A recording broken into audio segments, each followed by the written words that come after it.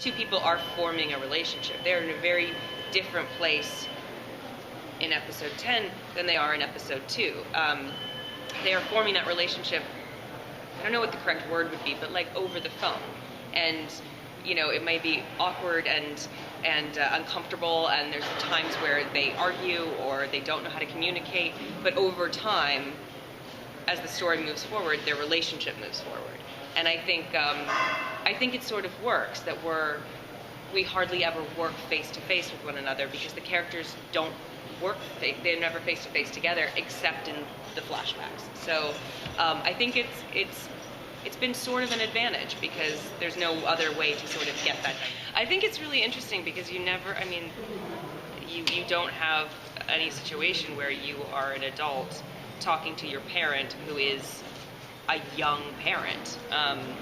You know, they're not completely formed people either, and they're still figuring themselves out and their life out. So it's a weird dynamic, because when you're a child, your parents tend to be like perfect to you or know everything, and it's an interesting dynamic, because the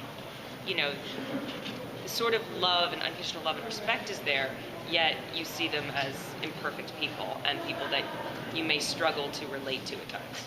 Interesting, because this other love interest kind of is a surprise to her. She doesn't even remember it until she remembers it in the most embarrassing way possible. So that's sort of already somewhat there for her, because she has the memories of it.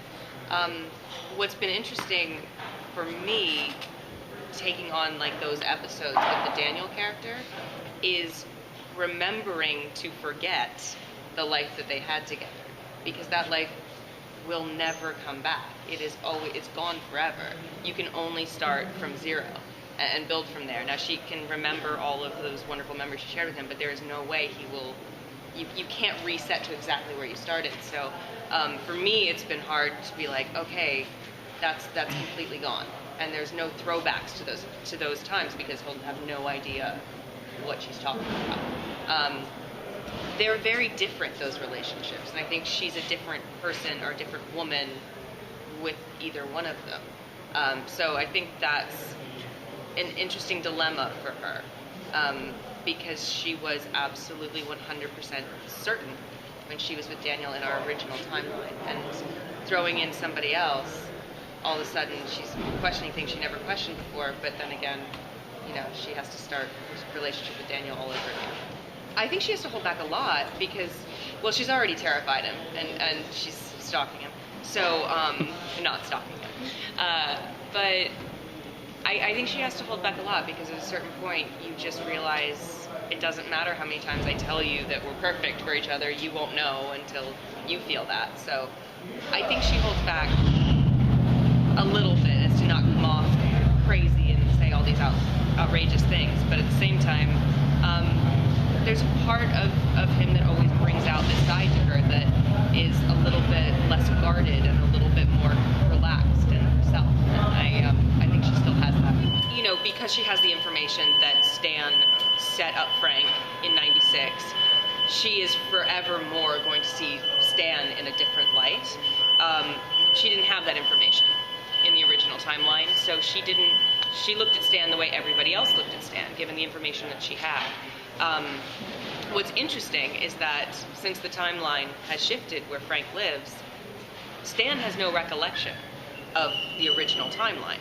So she has to, it's an interesting thing to kind of navigate with 2016 now, because she has memories of Stan from when she was 21, but he doesn't. So how does that affect the dynamic of, you know, being wary of him, but also how can she manipulate him to get information that she needs based on knowing him better than he knows her? I think she's intent on keeping it a secret, and she made that decision. I think it was in episode 2, where she was really adamant about Frank telling Julie about what was going to happen, and also telling her about the ham in the same context. And then she comes to the realization that it is the worst idea.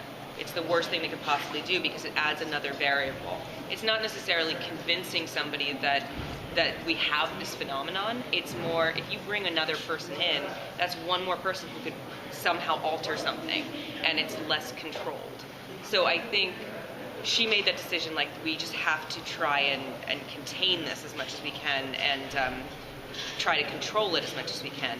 That being said, I think she may come around to changing her mind on that, or bringing somebody else in on it, based on other circumstances that we explore going forward. To what if something happens to one of them and you can't get to the ham? That sort of what if, like, should you put safety nets in place?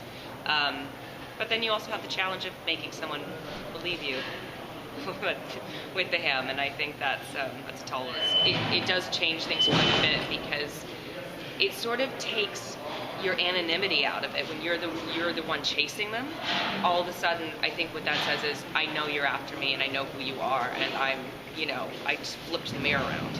And I think that's unnerving, because they're hardly ever in that position. So they don't know sort of how much he knows or what he means by something, but he definitely meant something by leaving it. It was kind of a blatant act. So I think that for Raimi is a bit unnerving. And she likes to be in control, and she likes to have a plan, and that sort of pulls the rug out. Particularly Satch is no dummy, and he definitely knows things are not what they appear to be. But I think, for Remy, obviously she has to be involved, and she has to have all the information she can. So, if it ever becomes an issue, she's going to cover as much as she can and make sure that she stays sort of on the inner circle of information, because that's the best way to find. Like, the stakes are so high, and the characters are under tremendous pressure, but I think it's nice that we are able to throw in a little bit of levity, because I think even when that's the case in life, those funny moments still happen, and you still, will throw up your hands and laugh at, just the universe just throwing something at you that you're like, really?